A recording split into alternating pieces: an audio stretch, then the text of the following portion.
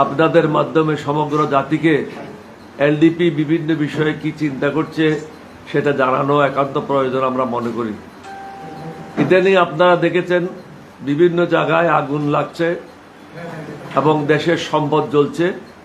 এটা একটা পরিকল্পিত জিনিস। আপনারা যদি এয়ারপোর্টে একটা ফটো দেখেন, কানে মোবাইল ফোন লাগাইছে, বলছে আমরা নিরাপদে সরে যাচ্ছি। অর্থাৎ হাসিনা এবং তার লোটা বাহিনী, আমরা প্রথম থেকেই এলডিপি একমাত্র রাজনৈতিক দল প্রথম থেকে বলে আসছে চুপ্পুকে সরাইতে হবে, কারণ মাথা রেখে দেহকে কখনো অবশ করা যাবে না। মাথা ঠিক আছে, দেহ ঠিক থাকবে।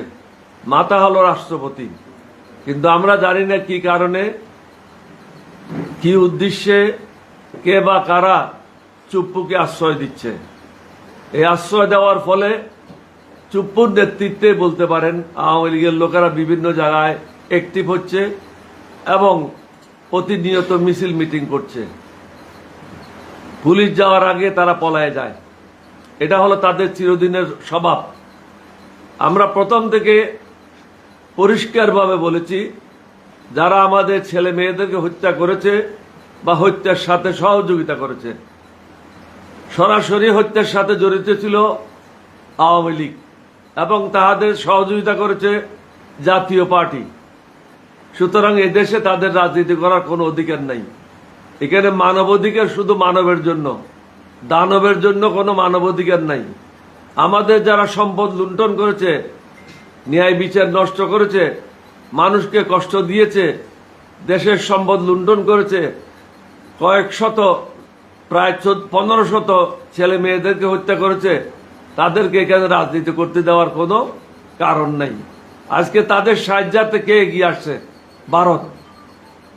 ভারতের জনগণের সাথে আমাদের কোনো শত্রুতা নাই, কিন্তু আমরা মনে করি ভারত সরকার হাসিনা এবং আওয়ামী লীগের লোটা বাহিনীদেরকে আশ্রয় দিয়ে বাংলাদেশের বিরুদ্ধে অবস্থান নিয়েছে।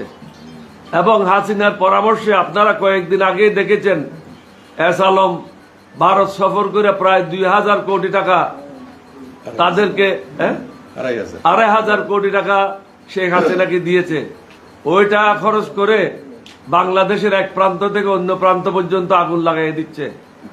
এখন আমরা দেশবাসীকে বলবো, আপনারা সজাগ হন। এটা একা সরকারের পক্ষে, পুলিশের পক্ষে, আর্মির পক্ষে বা সশস্ত্র বাহিনীর পক্ষে করা সম্ভব না। অপরিচিত কোনো লোক দেখলে তাকে চ্যালেঞ্জ করবেন, তার সাথে কথা বলবেন, কোত্থেকে আসছো, কেন আসছো, কোথায় যাচ্ছ। সমগ্র জাতিকে এগিয়ে আসতে হবে। এই লোটা বাহিনীকে ধ্বংস করতে হবে। রর লোকদেরকে বাংলাদেশ থেকে বিতাড়িত করতে হবে। এবং যারা এখনো সরকারে আছে, হাসিনার লোটা বাহিনী যে কোনো প্রতিষ্ঠানে হোক না কেন, তারা কখনো বাংলাদেশের বন্ধু নয়। তাদেরকে আইন অনুযায়ী শাস্তি প্রদান করা আমাদের কর্তব্য। শুধু বাংলাদেশ স্বাধীন করলাম আর লুটেরাদের হাতে দেশকে তুলে দিলাম, এটা ঠিক না। আমরা সমগ্র জাতিকে বলবো, আপনারা ঐক্যবদ্ধ হন। ঐক্যবদ্ধ হয়ে ভারতের যে লোটা বাহিনী, হাসিনার যে লোটা বাহিনী, তাদেরকে চিরতরে বাংলাদেশ থেকে বিতাড়িত করতে হবে। আজকে ভারত আমি আবারই বলবো, ভারত বাংলাদেশের বিরুদ্ধে, ভারত সরকার বাংলাদেশের বিরুদ্ধে প্রকাশ্যে অবস্থান নিয়েছে। এটা আমরা কখনো বরদাস্ত করব না। এটার জন্য সমগ্র জাতিকে দল মত নির্বিশেষে ঐক্যবদ্ধ হয়ে কাজ করতে হবে।